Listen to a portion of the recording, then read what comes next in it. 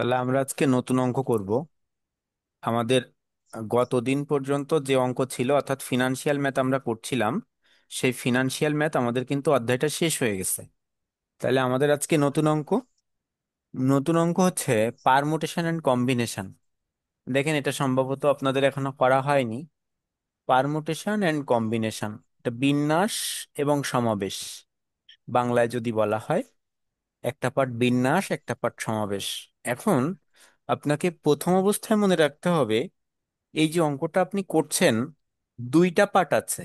অঙ্ক দুইটাকে আগে চেনা প্রয়োজন আপনাকে, যে কোন পার্টটা কি বলতে চাচ্ছে আপনাকে। দুইটা পার্টের অঙ্ক আপনাকে চিনতে হবে। চিনে তারপরে আপনাকে অঙ্কের সমাধানের দিকে যেতে হবে। আমরা প্রথম অবস্থায় সেই অঙ্ক দুইটা একটু চেনার চেষ্টা করব, এবং বিন্যাস এবং সমাবেশ কি সেটা আমরা একটু দেখার চেষ্টা করব। দেখেন, দুইটা সংজ্ঞা এখানে লেখা আছে।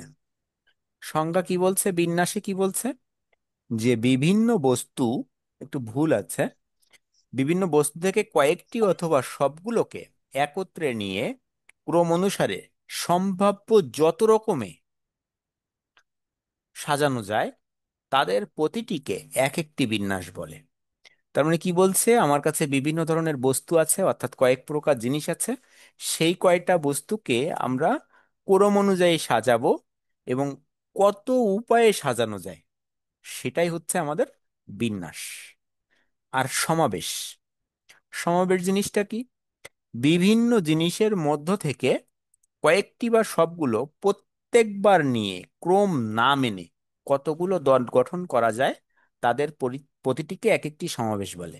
তাহলে এখানে দুইটা তথ্য পাইলাম, একটা হচ্ছে ক্রম মেনে, আর একটা ক্রম না মেনে, তাই তো? তাহলে এই যে অংশগুলো আছে, ক্রম অনুসারে সম্ভাব্য যত রকমের সাজানো যায়, তাদেরকে বিন্যাস বলে। আর এখানে বলছে কি, প্রত্যেকটি একবার করে নিয়ে ক্রম না মেনে, একটা হচ্ছে ক্রম মেনে, একটা ক্রম না মেনে। আমরা এই দুইটা অংশ এখানে দেখলাম, বিন্যাস এবং সমাবেশের।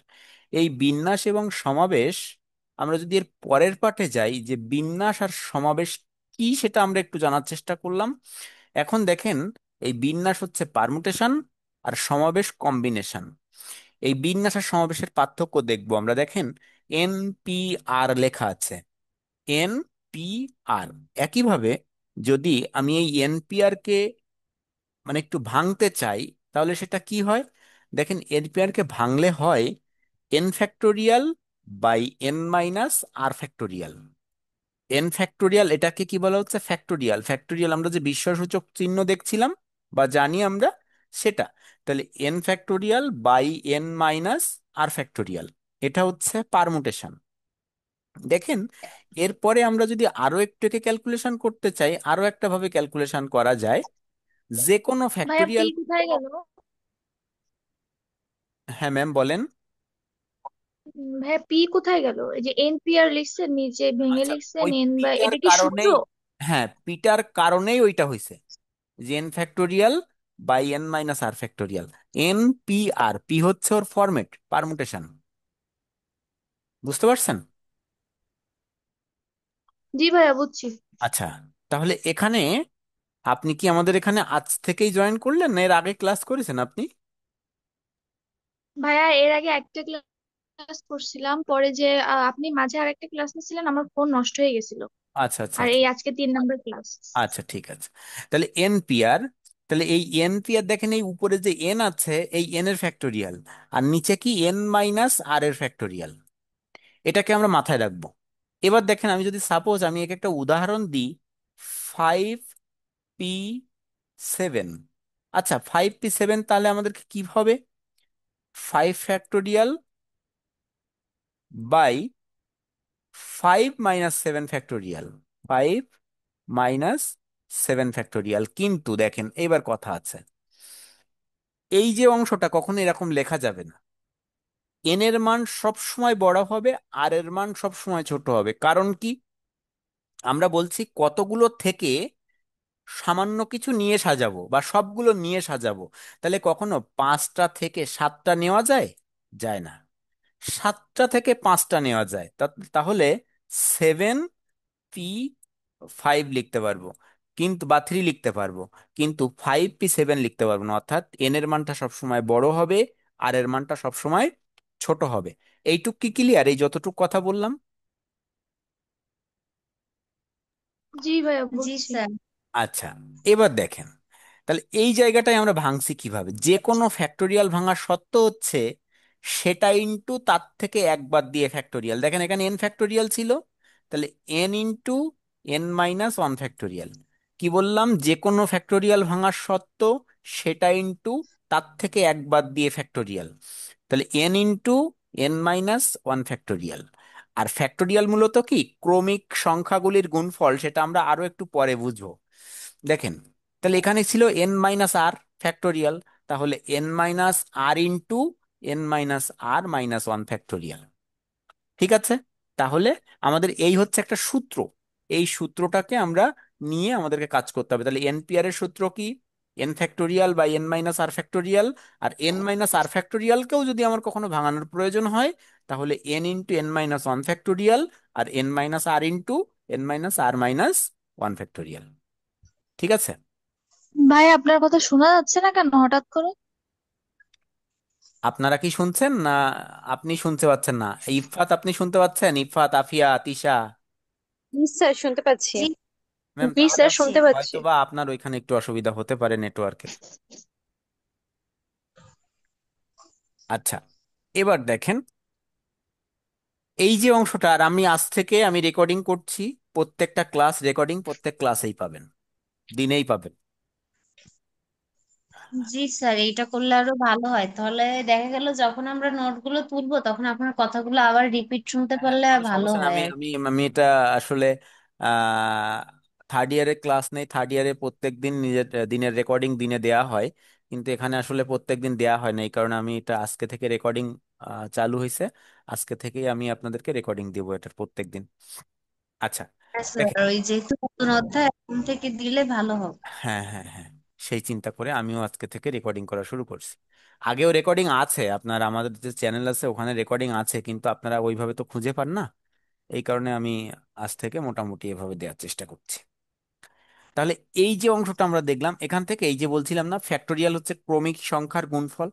সাপোজ আপনি মনে করেন 5 ফ্যাক্টোরিয়াল আছে আপনার কাছে।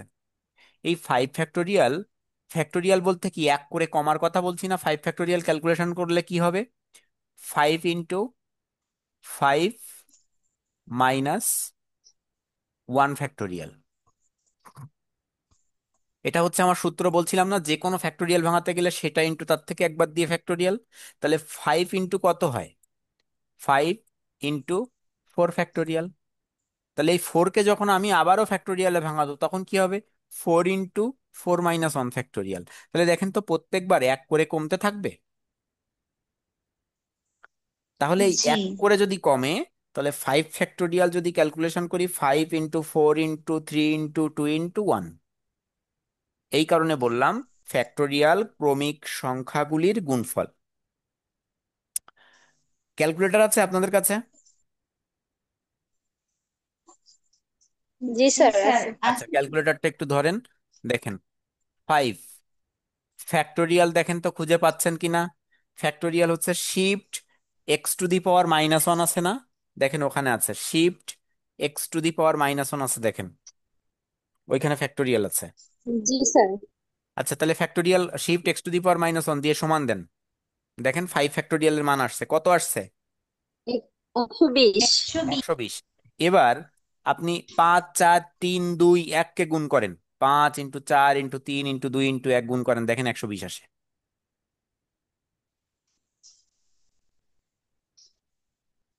আসছে? জি স্যার। জি। তাহলে আমরা কিন্তু দুই ফরম্যাট জানলাম, যে 5 ফ্যাক্টোরিয়াল আর যে ক্রমিক সংখ্যার গুণফল সেটাও বললাম।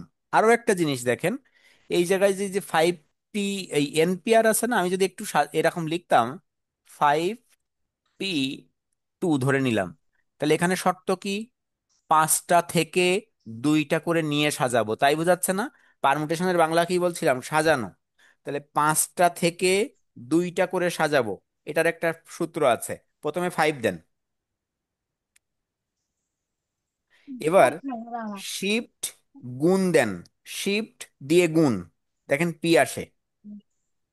জি স্যার। এবার টু জি। দেন, এবার টু দেন, দিয়ে সমান দেন। 20 আসছে। 20 আসছে। এবার দেখেন একে আরো একটু যদি বুঝাই, 20, এবার এই 5 ফ্যাক্টোরিয়াল সূত্র অনুযায়ী লিখি, 5 ফ্যাক্টোরিয়াল ভাগ কত, 5 - 2 না, 5 - 2 ফ্যাক্টোরিয়াল। তাহলে 5 ফ্যাক্টোরিয়াল বাই কত হয়, 5 ফ্যাক্টোরিয়াল বাই 3 ফ্যাক্টোরিয়াল। এবার আপনি 5 ফ্যাক্টোরিয়াল কত হয়েছিল, 120 হয়েছিল না, আর 3 ফ্যাক্টোরিয়াল করলে আসে 6 আসে, এই সরি 120, আর 5 ফ্যাক্টোরিয়াল করলে কত আসে দেখেন তো, 5, 3 × 2 × 1, তাহলে কত হচ্ছে, 3 × 2 = 6, 6 দিয়ে ভাগ করেন দেখেন কত 6। আসে, 6 দিয়ে ভাগ 20 করলে আসছে। এই 20ই আসছে। তাহলে এর যে ক্যালকুলেশন গুলো কি বোঝাচ্ছে, এই ক্যালকুলেশন গুলো আপনাকে মাথায় রাখতে হবে, এখানে ক্যালকুলেশন কিন্তু ঝামেলা আছে। তাহলে আমরা এনপিআর শিখলাম কিভাবে করতে হয়, এন ফ্যাক্টোরিয়াল কিভাবে করতে হয়, এবং এনপিআর এর সূত্রটা দেখলাম। এরপরে ঠিক আমরা যাব কম্বিনেশন পার্টে, অর্থাৎ এটা আমরা একটা পার্ট দেখলাম, অঙ্কটা দুইটা পার্টের, একটা পারমুটেশন একটা কম্বিনেশন। এরপরে আমরা কম্বিনেশন পার্টে যাব। দেখেন এখানে একটা অঙ্ক চেনার উপায় দেওয়া আছে। পারমুটেশনের অঙ্ক চিনতে হবে এভাবে, বর্ণ বা অক্ষর, সংখ্যা, বস্তু ইত্যাদি সাজানো বা বিন্যাস করতে বললে। এবং আরো একটা কথা মনে রাখতে হয়, এটা হচ্ছে বস্তুবাচক, আর কম্বিনেশনটা ব্যক্তিবাচক। পারমুটেশন বস্তুবাচক, কম্বিনেশনটা ব্যক্তিবাচক। দেখেন কম্বিনেশনটা কিভাবে আসছে, এনসিআর, এই দুইটা কিন্তু দেয়া একসাথে এই কারণে, দুইটার ভিতরে পার্থক্য বোঝার জন্য। এনসিআর এর দেখেন তো সূত্র কি হয়েছে, n factorial by r factorial into n - r factorial. তাহলে পার্থক্য কি আছে এখানে এনপিআর আর এনসিআর এর মধ্যে, খুঁজে পাইছেন পার্থক্য? স্যার এই যে পারমুনেশনের যেটা ওটা হচ্ছে n - r, আর এখানে হচ্ছে আগেই আর পারবি আর একটা পারমুনেশন ফ্যাক্টোরিয়াল আছে। আছে, হ্যাঁ। তাহলে এখানে বলতে গেলে এরকম হয়, প্রথমে উপরে এন ফ্যাক্টোরিয়াল, নিচে আর ফ্যাক্টোরিয়াল, আবার নিচে কি n - r ফ্যাক্টোরিয়াল। আর এইখানে N factorial by n - r factorial, তার মানে এখানে এই যে আর এর নিচেরটার ফ্যাক্টোরিয়ালটা এখানে নাই। তাহলে আমরা কি বুঝলাম, কম্বিনেশনে উপরেরটার ফ্যাক্টোরিয়াল ভাগ নিচেরটার ফ্যাক্টোরিয়াল, অর্থাৎ এন এর ফ্যাক্টোরিয়াল বাই আর এর ফ্যাক্টোরিয়াল, আর ভাগ কি হবে n - r। আর পারমুটেশনে কি, এন ফ্যাক্টোরিয়াল আর নিচে ভাগ n - r। দুইটার পার্থক্য দেখেন, দুইটা সূত্র যখন সাথে সাথে দেখছেন তখন কিন্তু বুঝতে পারছেন যে পার্থক্যটা কোন জায়গায় আছে। পার্থক্যটা তাহলে বুঝতে পারলেন। জি। এবার দেখেন এরপরে তাহলে কি আসছে, একেও একই যদি যদি আমরা একে যদি আবার ভাঙানোর চেষ্টা করতাম, তাহলে দেখেন এন ফ্যাক্টোরিয়াল একই সূত্র, সেটা ইন্টু তার থেকে এক ঘাত, n × n - 1 ফ্যাক্টোরিয়াল। আর ফ্যাক্টোরিয়ালের সূত্র কি তাহলে, r × r - 1 factorial. n - r এর সূত্র কি হবে তাহলে, n - r × n - r - 1 factorial. অর্থাৎ আমরা এক কথায় মনে রাখবো, যে কোনো ফ্যাক্টোরিয়াল যদি আমরা ভাঙাতে চাই, তাহলে সেটা ইন্টু তার থেকে একবার দিয়ে ফ্যাক্টোরিয়াল। এবার দেখেন এর চেনার উপায় কি, কম্বিনেশন। এই অঙ্ক চেনার উপায়, কোনো দল, কমিটি, গ্রুপ, সেট ইত্যাদি তৈরি করতে বললে কম্বিনেশন হয়। তাহলে দল, গ্রুপ, কমিটি এইগুলা কি অবশ্যই মানুষ নিয়ে করতে হয়, ব্যক্তিবাচক।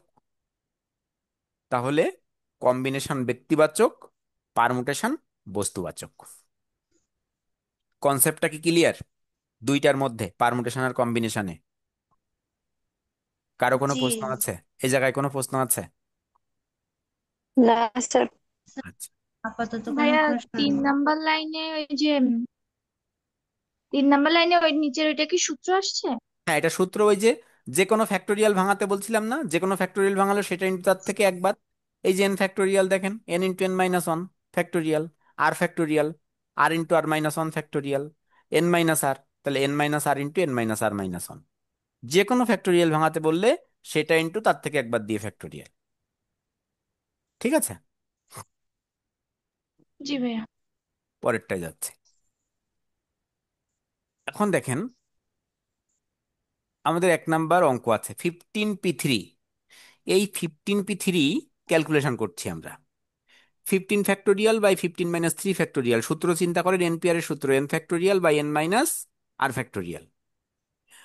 তাহলে 15 ফ্যাক্টোরিয়াল বাই 12 ফ্যাক্টোরিয়াল।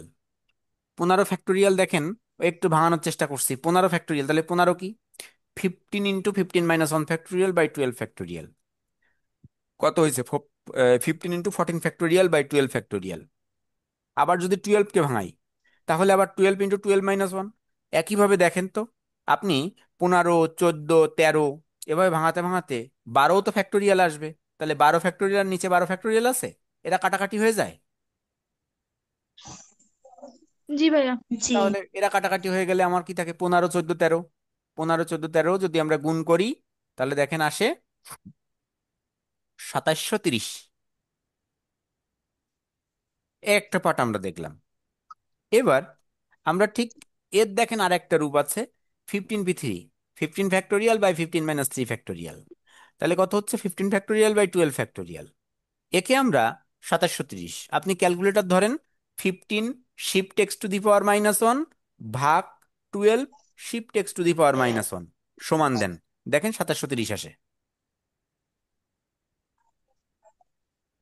আসছে? ভাইয়া যে কোনো একভাবে করলে হবে?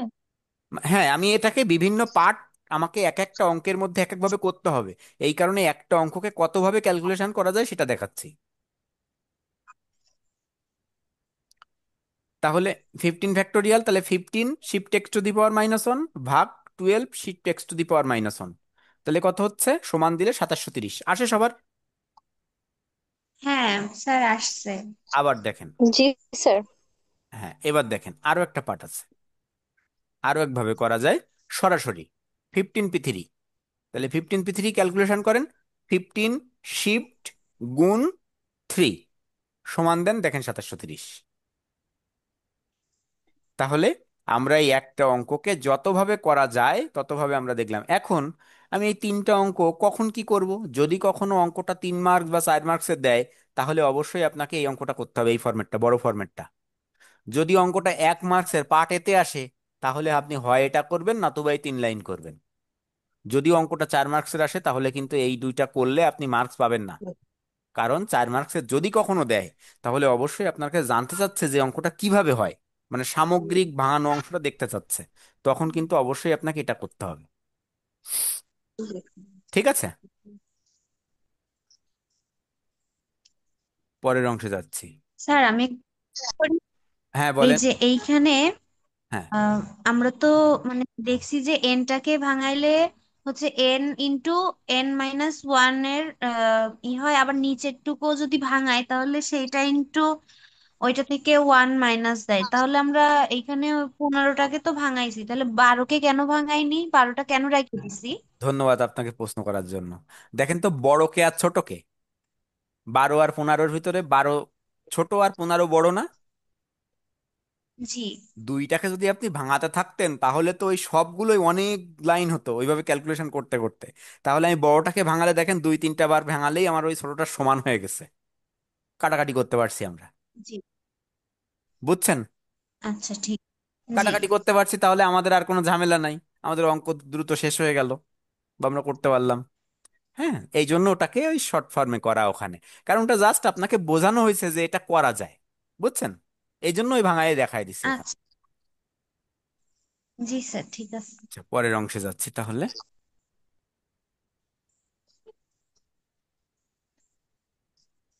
আজকের টপিক স্যার নাই।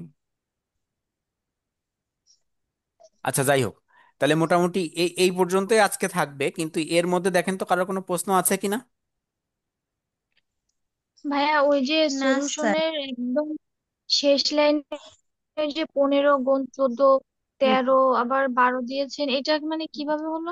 আচ্ছা, এই যে দেখেন, আপনি এটাকে আপনি এভাবে চিন্তা করেন তো, 15 ফ্যাক্টোরিয়াল উপরে ছিল, নিচে কত ছিল? 12 ফ্যাক্টোরিয়াল। আচ্ছা, 15কে যদি জি আপনি জি ক্যালকুলেশন করছিলেন, এই পর্যন্ত আসছিল না? 15 × 15 - 1 ফ্যাক্টোরিয়াল, তাহলে কত আসছিল? 14। এই পর্যন্ত কি বুঝছিলেন? জি। হ্যাঁ, ওই পর্যন্ত বুঝছি। এই 14কে আবার আপনি ভাঙান, এই 14কে আবার আপনি ভাঙান, ভাঙালে দেখেন তো কি হচ্ছে। 13, 13। হ্যাঁ, তাহলে 14 × 14 - 1, তাহলে 14 ইন্টু কত? 13 ফ্যাক্টোরিয়াল।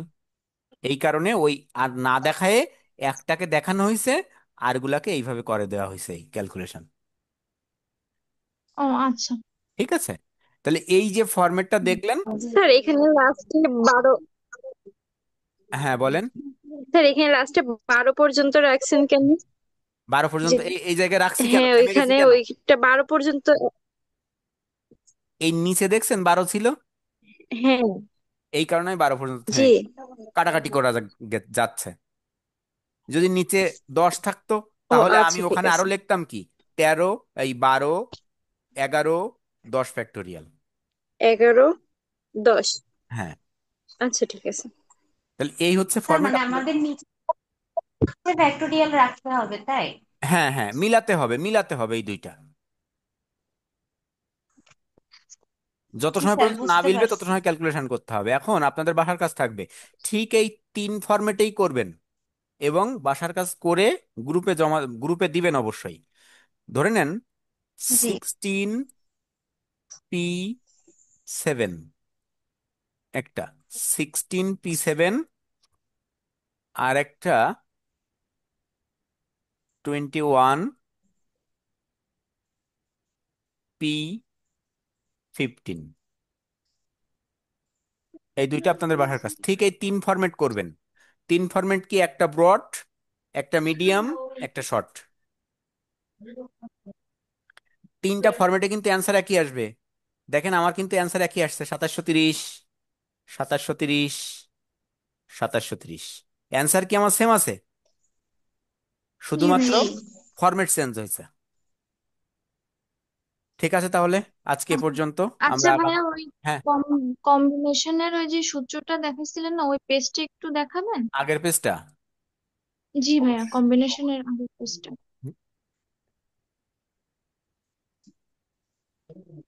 আর এই সূত্র দুইটা মুখস্থ করবেন। এই যে ঠিক এই যেভাবে লেখা আছে আপনাদের খাতায়, ঠিক এরকম 2 পার্ট করে লিখবেন এক জায়গায়, পারমুটেশন কম্বিনেশন।